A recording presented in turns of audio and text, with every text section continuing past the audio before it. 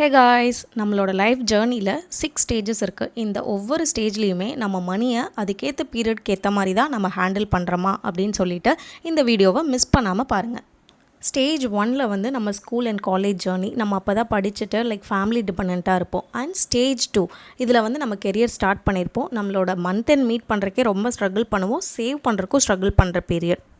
Stage 3ல் நீங்கள் wealth generate பண்ண start பண்ணியிருப்பீங்க. உங்களோட ஃபஸ்ட்டு ப்ராப்பர்ட்டி வாங்கியிருப்பீங்க. அண்ட் ஆல்சோ உங்களோட லைஃப் பார்ட்னரை மீட் பண்ணியிருப்பீங்க. இது ஸ்டேஜ் 3. ஸ்டேஜ் 4ல் உங்களோட கெரியர் அண்ட் வெல்த்தை இம்ப்ரூவ் பண்ணிகிட்டே உங்களோட சில்ட்ரனோட எஜுகேஷனில் நீங்கள் வந்து இன்வெஸ்ட் பண்ண ஆரம்பிச்சிருப்பீங்க.